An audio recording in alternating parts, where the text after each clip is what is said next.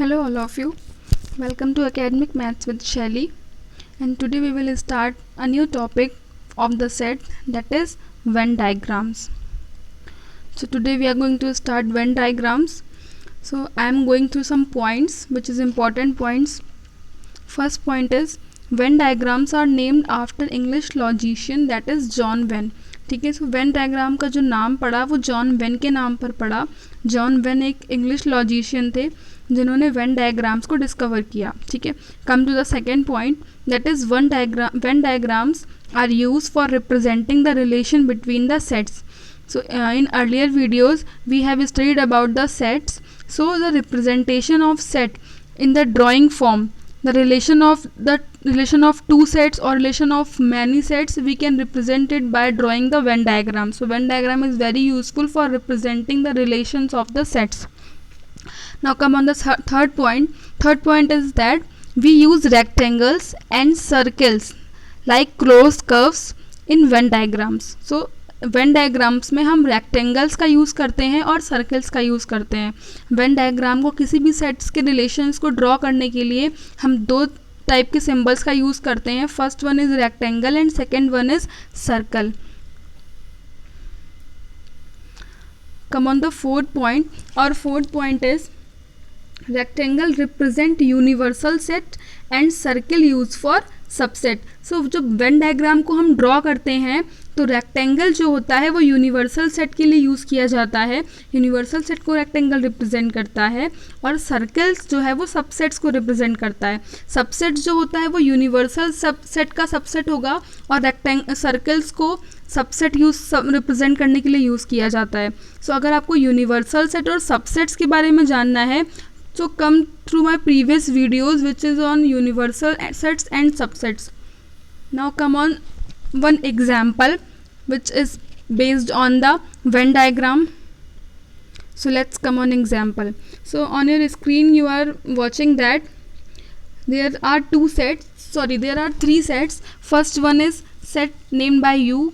In U there are 1 2 3 4 5 6. These are 6 elements in set U. In set A there are 3 elements, that is 2 3 and 4, and in set B there are 2 elements 2 and 4. So from here we are watching that all the elements of A contained in U. So A is subset of U and all the element of B contained in A. So B is subset of A. So here I am written that B is subset of A and A is subset of U. Now come to the point, the how to make Venn diagrams. So I have said that there are two types of representation. First one is rectangle representation and second one is circle representation.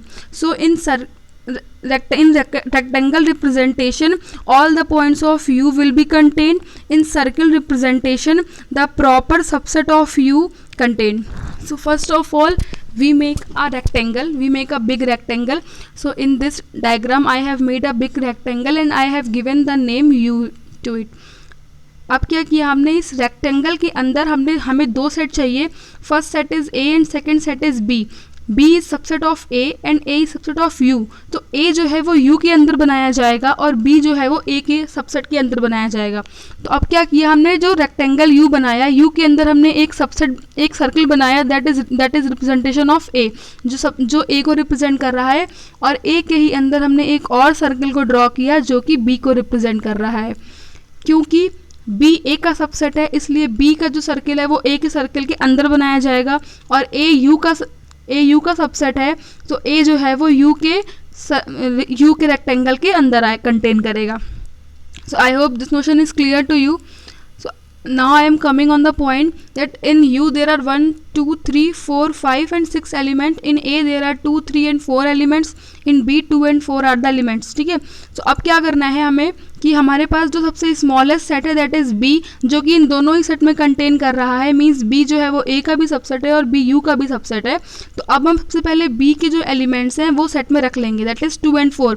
So in smallest circle, that is representation of B, I am putting 2 and 4. I have put 2 and 4. Now I am coming on the second smallest, that is 2 3 and 4 represented by A. So in the larger circle I I am giving the name A. अब क्या किया यहाँ पर, ए में 2, 3 और 4 3 elements हैं, तो 2 और 4 तो ऑलरेडी ही ए के अंदर कंटेन कर रहे हैं, केवल 3 एलिमेंट ऐसा है जो बी में नहीं है, तो उसको हम बी के बाहर लिखेंगे और ए के अंदर लिखेंगे, दैट इज़ 3। अब हम यूनिवर्सल सेट की रिप्रेजेंटेशन पे आएंगे, रेक्टेंगल पे आएंगे। तो रेक्टेंगल में अब क्या हुआ है कि 2, 3 और 4 2, 3 और 4 ये 3 एलिमेंट जो हैं ये हमने कंटेन करा दिए थे। अब हमारे पास बच्चे कौन कौन से हैं, 1 बचा है, 4 बचा है, 5 बचा है और 6 बचा है, ठीक है। सो 4 हमने कंटेन करा दिया था, 1, 5 और 6 बचा है, तो 1, 5 और 6 को हम यूनिवर्सल सेट में कंटेन करा देंगे।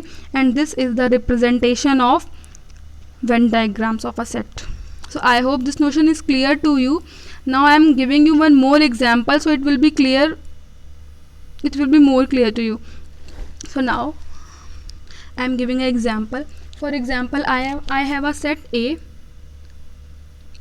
which has some elements 1, 2, 3, 4, 5. Again, I have a set B which have some elements 3, 4 and 5, right?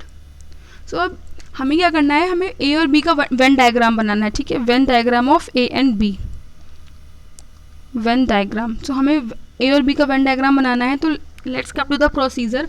सो अब क्या करना है हमको, हम देख रहे हैं कि B is subset of A, right. So I am watching that B is subset of A, B A का सबसेट है, यानी कि बी जो है वो ए के अंदर कंटेन करेगा, मीन्स बी के सारे element, all the elements of B contain in A. So now I am watching that A is universal set here. So I am giving representation of rectangle here and I am putting the name A. Again I am watching that B is subset of A, और मैंने पहले बताया आपको कि subset जो है वो circle से रिप्रेजेंट किया जाता है, तो सर्किल से हमने क्या किया, सबसेट को रिप्रेजेंट कर दिया। So I make circle here, that is for B। अब हम देख रहे हैं कि B में कितने एलिमेंट हैं, 3 एलिमेंट्स हैं, 3, 4 एंड 5। सो मैंने सबसे पहले क्या बताया था कि स्मॉलेस्ट सेट के जो एलिमेंट्स हैं पहले उसको ही उस सेट के रिप्रेजेंटेशन के अंदर लिख लेंगे, that is 3, 4 and 5। So 3, 4 and 5 जो बी सेट के एलिमेंट थे वो हमने यहाँ पे कंटेन करा दिया और इस सेट को नाम दे दिया बी, राइट। अब हम क्या करेंगे, जो बचे हुए एलिमेंट्स हैं, क्योंकि ए में 1, 2, 3, 4, 5 एलिमेंट्स हैं, 3, 4, 5 ऑलरेडी कंटेंट हो चुके हैं ए के अंदर, तो अब केवल 2 एलिमेंट्स बच रहे हैं, that is 1 and 2। So 1 and 2 को भी हमने यहाँ पे कंटेन करा दिया, and this will be the Venn diagram of the set A and B. B is subset of A, and this Venn diagram is clearly saying that B contained in A, so that B is subset of A. So I hope the notion of Venn diagram is clear to you. And if you need to know what is the subset and what is the universal set, go through the previous videos. So thank you all of you for watching the videos.